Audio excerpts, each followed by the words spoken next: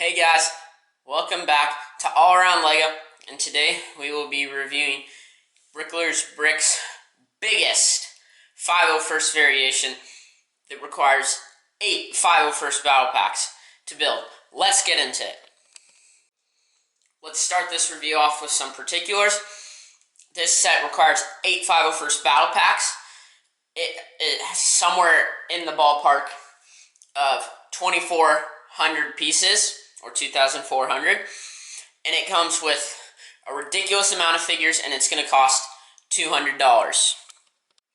As per usual, you will be able to find the instructions on Bricoleur's channel, which will be linked below. As for the set itself, let's get into it. So, for the minifigures, you get a whopping 24 standard 501st Troopers. You get 8 501st Jet Troopers, and 16 standard B1 Battle Droids. This set, since it's so big, Bricoleur was also able to make, on the left side builds for this set. So let's move all these figures. So, about this set is I find it really good to build your army. And let's get started with the side builds. So, for the side builds, you have 2 of these standard storage containers. They require 10 pieces together, so 5 pieces each. Really simple thing, but really cool. So for the side builds, he went with the ultimate mini battlefield design. That's why everything's kind of like unique. So then there are 3 of these shield generators that require 3 pieces each. And you imagine that there's a shield thingy, shield force there. And it comes with 3 of that, and you can use it for your troopers, and it fits really well. And if you sit them down or move their leg, it'll also work. For the next part, you have a shield generator, which uses up like 90% of the stud shooter. Okay, maybe not 90. It uses up a lot of the stud shooters that came in the set. Really cool how you got this little bulb at the top, the control panel, the legs are made out of stud shooters, and then the outside. And it kind of has a bit of a curve to it too. Overall, really nice design by Bricoleur, and it stands on its own. Very sturdy. Next up, you have a gun rack that has a movable thing. Really nice connector piece up here that worked really well. Has studs at the top, binoculars on the side, and then 4 blasters right here, levitating over where the arm bends back, and it is on 4 of these skis.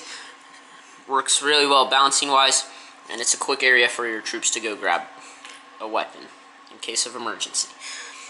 Next, he has these custom ATRTs. He has 2 of them. They're both identical. So you have a smaller turret in the bottom. The legs use these swivel pieces, and you push them right up to the base here, which has girl pieces as the seat, and then your figure holds on here.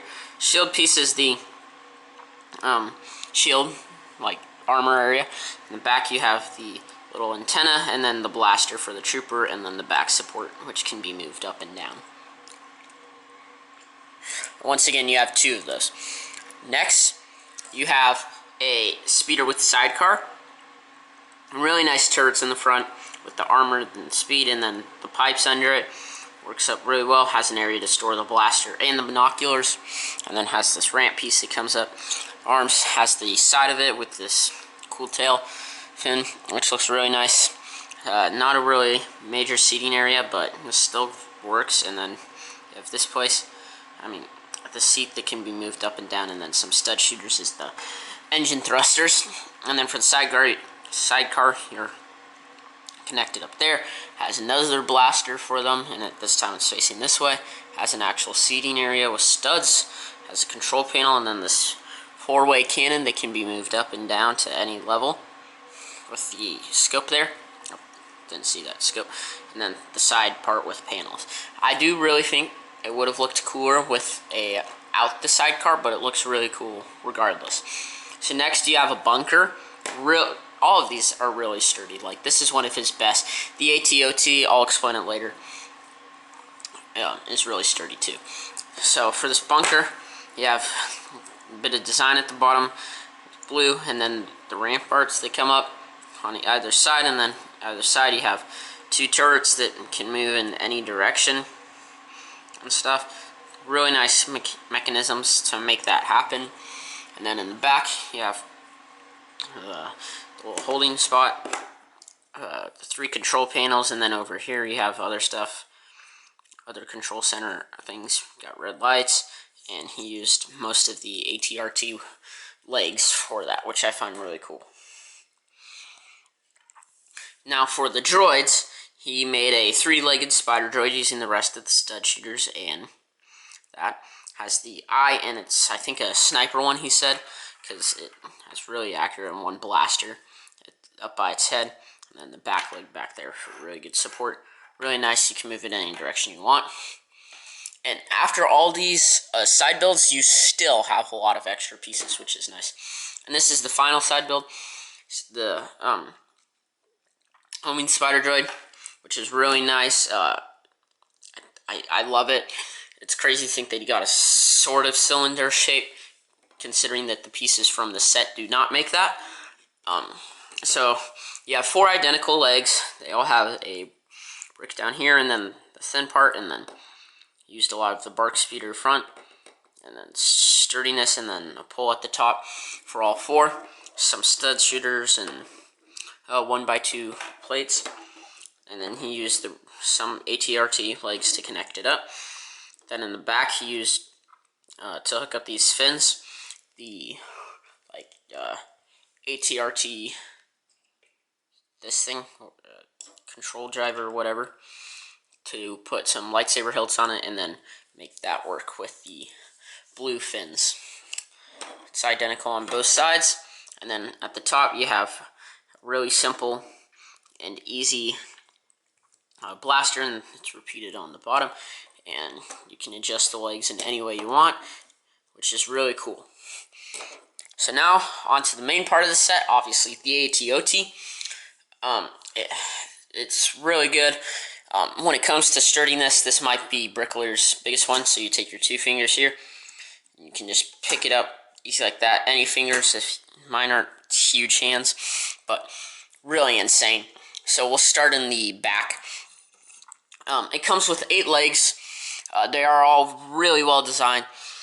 They all have a bit of levitation at the bottom, which is kind of cool, but it definitely helps with sturdiness. The design is probably Bricoleur's best leg design.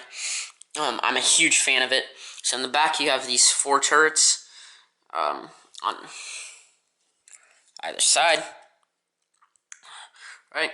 The ball turrets, and then you have this area to lower your troops so they can run it out onto, oh, that's too steep, whatever, so they can exit the ATOT and join the fight. Excuse me. And it folds up really easy like that. The leg design is probably like I've said, the best. Uses a lot of these circle pieces, not circle, I'm trying to remember. And a lot of cool techniques, like having plates at the bottom and stuff, building upside and inside out. And then also on the back you have the armor fins and stuff, and then you have these 2 rocket launchers with 4 each. Moving on to the side, you have 2 identical turrets that are optional, but I feel like it kind of looks weird if you don't put them on, so you should probably put them on, in my opinion. Really nice overall for that. You have, it turns, it has the armors using the skis as the arms, uses the longer blaster type, move up and down all around and fold back into it, which I find really cool. And then under that you have this little like armor flap for the legs. Obviously that's not in the middle. But I really like about the middle is that Bricoleur, like this is also used as a grip, these snot bricks. That's what I love. I'm absolutely blown away. It feels like a Lego set where the handle is built into it, you know? And then on this side you have more of that flappage along with this piece here, which is the front shoulder, and this is the also other front shoulder. And then in the frontage, I guess you have another turret, a little different, you know, nothing too insane, but really cool. And it has this, pick up the camera, has this like looking area, really nice design, fits in perfectly and merges with the front astoundingly well. If we move the front over, once again, you have 4 more of these rockets, as seen. Sorry about that, guys. And then you have the little front pilot piece, along with 2 turrets that do somewhat swivel, but sometimes if they do swivel, this comes off. Why this is off, I will show you the design. Really nice, it can move up and down, that's the main swivel part of it. And really nice double barrel action. And this is part of like the underbelly. Like he was able to, in the instructions, build this all upside down, so you were constantly, not constantly, but a decent amount of the time you were flipping it over, and it felt really challenging, which I like a lot about. Now for the head, obviously it looks really nice. You can put a minifigure in there.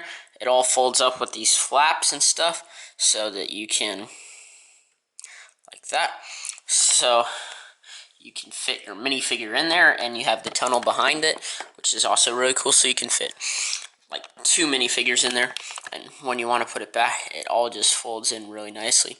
But when it's like that, you have, you know, your control center and stuff in there, and you also have like a couple red lights and a steering mechanism. So all you have to do is just fold these 2, push this back, push this down, and then you have that. And then you have the little window here so you can see out into the thing, and couple bar. But as you'll see under here, you have these pieces from the bark speeder under there. Fits really nicely. Also allows for, like, there's a like subsection. Let me see if I'll flip this over. So see that subsection down there? That is entirely, you build this entire thing upside down, which is absolutely amazing how he was able to do that and work with it really well. So the entire building process, this is not faulty at all. And then you have all these black plates that do in fact fit every single trooper. You got the main seating there, and then the weapons racks, as you can see, and then the seating up on the side like that. And then I think, I'm trying to remember how he fit them all in, but you can fit all of the figures in this. Thanks so much for watching, and be sure to have a great rest of your day. As for the rest of the Bricoleur 501st variations, I will be building the turbo tank, the dropship, and the Republic fighter tank. I will not be building the ATLA, because as far as my research goes, in my experience, I do not think it is actual canon to Star Wars, and I want to build all the canon ones that are real. I will also be building like the MTT from the 75283, and when I get my hands on a couple of the new Republic fighter tanks, the 187ths, I will be building the variations for those. Also, I plan on maybe doing a few like tier lists or ranking some sets of a certain theme or something for an upcoming series on the channel. And I will also, now that I've become a Minecraft nerd, I am going to be uploading some Minecraft set related videos too. And I'll see you next time in All Around Lego.